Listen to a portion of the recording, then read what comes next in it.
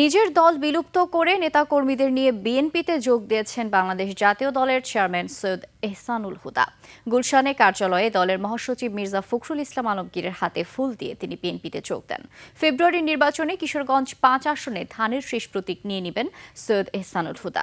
তাকে অভিনন্দন জানিয়ে বিএনপি মহাসচিব মির্জা ফখরুল ইসলাম আলমগীর বলেন, সৈয়দ এহসানুল হুদা সহ তার নেতাকর্মীরা ভারপ্রাপ্ত চেয়ারম্যান তারেক রহমানের বলিষ্ঠ নেতৃত্বের প্রতি আস্থা প্রকাশ করেছেন।